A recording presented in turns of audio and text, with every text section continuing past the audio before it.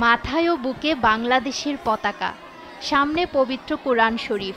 সূর্যোদয়ের সঙ্গে সঙ্গে কোরআন খতমের মধ্য দিয়ে এভাবেই ফেনীতে বিজয় দিবস উদযাপনের সূচনা করেছে স্থানীয় মার্কাজ উমর রাজিয়াল্লাহু আনহু মাদ্রাসার ক্ষুদে শিক্ষার্থীরা।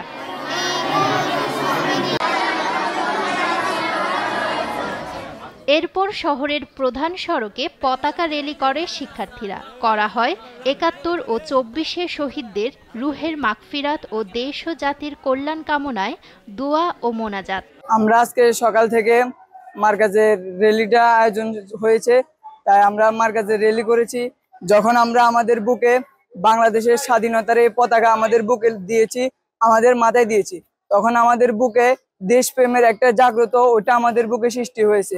ভবিষ্যতে এরকম আমি চাই ভবিষ্যতে অনেকগুলো মাদ্রাসা যেন এগুলো শিক্ষা দেয়, কারণ এই ফেনী জেলার মাদ্রাসাগুলোতে এগুলা হয় না। এগুলা যত ছাত্ররা আমাদের থেকে দেখি এগুলা শিখবে, তাদের থেকেও একটা দেশপ্রেমের উদ্দেশ্যে এগুলো জাগ্রত হবে। আমরা পরনে টুপি ও পাঞ্জাবি, বুকে লাল সবুজের পতাকা নিয়ে কোরআনের পাখিদের এমন আয়োজন মুগ্ধ করেছে শহরের সাধারণ মানুষদের। এই বিশেষ আয়োজনটা মাদ্রাসার ছোট ছোট বাচ্চারা, হেফজখানা, নুরানি জামাতের মাদ্রাসার ছাত্ররা বাচ্চারা র্যালি করতেছে। এখান থেকে শহীদ মিনার পর্যন্ত র্যালি স্মৃতিসৌধে যে আজকে ফুল বিতরণ করলো, ফুল দিয়ে আসলো শহীদদের স্মরণে। তো এটা মনে উদ্যোগের। আজকে আমরা দেখি কলেজ ইউনিভার্সিটি ছাত্ররা দেওয়া হয়, বিভিন্ন মাদ্রাসা শিক্ষা প্রতিষ্ঠানকে দেওয়া হয় না। আলহামদুলিল্লাহ দেখে আমাদের কাছে এতটাই মুগ্ধকর লাগলো যে মাদ্রাসায় প্রথম ফেনীতে কোনো একটা মাদ্রাসায় মার্কাজ ওমর থেকে যায় এটা দেওয়া হলো। আলহামদুলিল্লাহ আমরা ভাষা প্রকাশ করতে পারতেছি, আমাদের মাদ্রাসার ছাত্ররা পারে। আমরা মূলত শহীদ মিনার বা স্মৃতিসৌধে আমরা যেই পুষ্পস্তবক অর্পণ করি, এটার মাধ্যমে আসলে যারা শহীদ হয়েছেন বা যারা নিহত হয়েছেন, আসলে এটা জাস্ট একটা মেনটেন করাকে আমরা বোঝাই। কিন্তু এই যে হাফেজে কোরআনরা যে তাদের জন্য দোয়া করেছে, কোরআনে খতম করেছে, এটাই কিন্তু মূল পাওয়া তাদের জন্য। তারা হাত তুলে আল্লাহর কাছে দোয়া করেছে, তাদের নাজাতের জন্য দোয়া করেছে, তাদের যে পরিবার পরিজন ছিল বর্তমানে আছে তাদের জন্য দোয়া করেছে। মানে আমি একজন এজ এ মুসলমান হিসেবে আমি যেটা মনে করি, এই প্রোগ্রামগুলো আমাদের হওয়া বেশি দরকার। এই যে হাফেজে কোরআন থেকে শুরু করে আদার্স অন্যান্য মানুষ যারা আছে তারাও আমাদের শহীদদের জন্য যদি আল্লাহর কাছে দুই হাত তুলে যে দোয়া করে, এটাই কিন্তু তাদের বড় পাওয়া।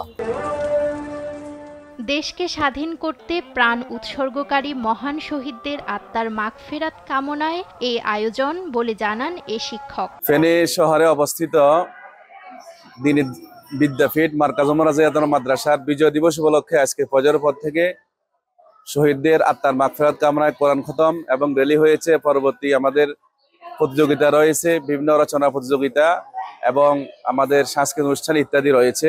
আমরা প্রতি বছরেই এভাবে আমাদের স্বাধীনতা দিবস, বিজয় দিবস উপলক্ষে এবং বিভিন্ন জাতীয় দিবসগুলোতে আমরা বিভিন্ন কর্মসূচি হাতে নিয়ে থাকি। এর ধারাবাহিকতায় এবছর আমরা বিভিন্ন কর্মসূচি হাতে নিয়েছি। শুধু বিজয় দিবস না, আমাদের যত জাতীয় আন্তর্জাতিক দিবস রয়েছে, প্রতিটা দিবসে আমরা এভাবে দৃষ্টিনন্দন ভিন্ন ধর্মী আমাদের কোমলমতি শিশুদেরকে দেশপ্রেম উজ্জীবিত করার জন্য, দেশপ্রেমের প্রকৃত শিক্ষা, দেশের ইতিহাস, ঐতিহ্য, ঘটনা, সাফল্য সবকিছু তাদের মজ্জাগত একটা মননশীলতা তাদেরকে তৈরি করার জন্য এভাবে আমরা ভিন্ন ধর্মী, ব্যতিক্রম ধর্মী আয়োজন করে থাকি।